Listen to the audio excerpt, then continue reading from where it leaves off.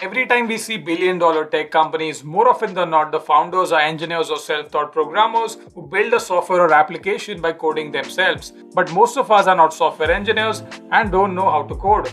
Hence, it looks quite impossible to us to build something like it. Hey guys, I'm Jayesh and you're watching Hustle TV. In this video, we will see 3 entrepreneurs who started billion-dollar tech companies without any coding expertise. At number 1, we have Sean Rad, founder of the dating application Tinder. Sean Rad didn't study computer science. Instead, he went to University of Southern California to study business. It was while studying business at USC that Rad also became friends with Justin Martin, who would later become his co-founder in Tinder. Even though Sean never learned programming, he loved technology from a young age. This love for technology made him to start his first tech company, Orgo, a messaging and video chat integration tool, while he was in college. Orgo wasn't a success, but in 2006, Rad started Adly, a platform that facilitated celebrity social media branding. His friend Martin also started his own social network for celebrities, but while Martin remained in college, Rad dropped out to pursue his entrepreneurial projects. Adly proved to be much more successful than Orgo, and Rad continued running the company for a few years, but eventually tired of playing a matchmaker to celebrities and brands. In 2012, Rad sold his stake in Adly and joined Hatch Labs, a New York-based incubator for mobile applications. At Hatch Labs, Rad was in charge of Cardify, a retail card loyalty application, but privately on the side, he and his college friend Martin were discussing ideas for a flirting application based on mutual liking, a hot or not for mobile. When Hatch Labs held a hackathon soon after Rad joined, it was an opportunity to pursue this idea, and together with Joe Munoz, a software engineer at Hatch, who would go on to become the third co-founder of Tinder, they built a prototype dubbed Matchbox. Matchbox won the hackathon, and soon the Cardify team was switched to developing the concept further. 3 weeks and $50,000 later, they had more polished app ready for a public launch. Rad and Martin were familiar with how college fraternities and sororities worked and marketed Tinder by introducing it to influencers at elite schools. Within 2 months, Tinder had more than 1 million matches and its popularity was spreading like wildfire. By early 2013, Tinder had over 400,000 users and soon after 1 billion matches. Tinder was already one of the top 25 social networking applications on the market, and in 2013, it won the TechCrunch Crunchy Award for Best New Startup of 2013. Since then, the company has grown strength to strength. Today, Tinder is the most downloaded dating application on Android devices worldwide, with over 2.6 million app downloads as of October of 2020. Tinder is valued at $10 billion, and Sean Rad's estimated net worth is over $1.2 billion. At number 2, we have Brian Chesky and Joe Gebbia, co-founders of Airbnb. Both Brian Chesky and Joe Gebbia were not programmers, still they managed to build what is today over $100 billion worth of hospitality business, disrupting the hotel industry. Chesky and Gebbia both attended the Rhode Island School of Design in 1999 and received their Bachelor's of Fine Arts in Industrial Design degree in 2004. After graduating, Chesky worked as an industrial designer and strategist at 3DID, a product development consultancy based in Los Angeles. While Chesky worked in LA, his friend and future co-founder Gebbia worked at Chronicle Books, a book publisher based in San Francisco. There he lived with software engineer Nathan Blakarczyk, who would later become Airbnb's chief technology officer, the man who would build Airbnb's platform. In 2007, both Chesky and Gebbia, bored of their daytime jobs, decided to quit to start a new business, and that's what they did. Chesky packed his bags and moved to Gebbia's apartment in San Francisco, and they both started looking for ideas for their new business. During the same time, the Industrial Designers Society of America was hosting a conference in San Francisco, and all hotel rooms were booked. As the pair, both unemployed at the time and couldn't even afford to pay rent of their apartment, decided to rent their apartments to make some money on the side.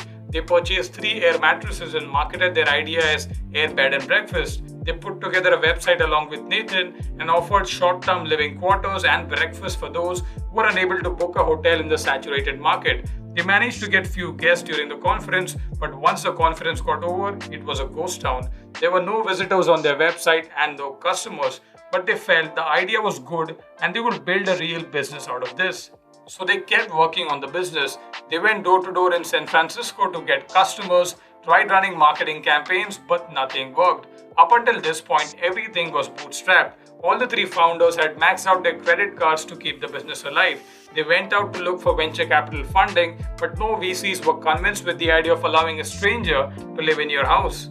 Later that year, after failing to raise any funding and very little money left to run the business, the founders decided to sell special edition cereals called Obama O's and Captain McCain's based on the presidential candidates Barack Obama and John McCain at the Democratic National Convention in Denver, Colorado. They bought mass quantities of cereal, designed custom packaging, and much to their surprise, they managed to sell cereals worth over $30,000. Impressed by their cereal box marketing ploy, Y Combinator's co-founder Paul Graham gave them $20,000 in early 2009 and accepted the company in Y Combinator's seed funding program. Since then, there is no stopping Airbnb. Today, Airbnb has grown to over 4 million hosts who have welcomed over 800 million guests in almost every country around the globe. Airbnb is valued at over $100 billion and all the three co-founders are billionaires. And at number 3, we have Tracy Young, co-founder of Plangrid, a field collaboration software for the construction industry. Tracy Young is as far as anyone can get to programming. She went to California State University in Sacramento to study civil engineering. There she met Ryan Sutton-Gee, a fellow civil engineering student who would later become her co-founder. After completing her degree in 2008, she worked as a construction project engineer for Rudolph and Sleet. There she helped build hospitals. And right about that time, she realized there were so many things wrong in the construction industry. She was shocked by how inefficient the construction industry was. Major problems she noticed were poor blueprint quality, constantly changing blueprints, making it difficult to physically ship paper out to every single field worker on the job site and ensure they are looking at the most current information. And the biggest problem was accidentally building off outdated drawings, which happened quite often. Version control of the construction data was a huge problem and there was no software to help manage it. Hence she decided to build one. She, along with Ryan, his classmate from college, who at this point had completed his MBA from Harvard, started working on a blueprint application as a side project. Both of them were domain experts, but they didn't know how to code and build the actual product. Hence they needed a technical co-founder as well. They convinced their friend Anton Husson, a Chicago-based high-frequency trading engineer, to join the team. Tracy also got a boyfriend at the time, Ralph Goatee, to join as well. Ralph was a rendering engineer at Pixar Animation. The four of them established Plangrid in December of 2011 and started working on the project. The technology to handle blueprints at the scale and level of detail required did not exist on the iPad or any tablet for that matter in 2011. So Ralph and the engineering team had to build something new. Their technology provided a unique value proposition for customers in those early years: blueprints on your tablets. Plangrid launched their initial product Plangrid for iPad in March of 2012 and the hunt to get customers began. At first, they reached out to all the people they knew in the construction industry and requested them to try their application and give feedback on it. They quickly realized that they had to supply iPads to their customers along with the software because almost nobody on the construction sites owned one. Hence, the team would visit multiple Apple stores to buy iPads and bundle it with their software. Their hard work paid off, and in 2014, Plangrid's revenue crossed over $1 million, and in May of 2015, Plangrid managed to raise $18 million in Series A round of funding from Secure Capital. The next year, in November of 2015, Plangrid raised another $40 million in Series B round led by Tenaya Capital. In November of 2018, just 7 years after founding the company, the software giant Autodesk acquired Plangrid for $875 million. This deal made all the founders multi-millionaires. One important lesson we can take from all the three stories is, even if you don't know how to build something, it's fine. There are people out there who know how to build it. Just find them and you look after sales, marketing and business side. So that's a wrap for today, guys. If you like this video, then please give it a thumbs up. If you're new here, then please consider subscribing to my channel and do watch out my other videos. Thank you for watching. See you in the next video. Bye.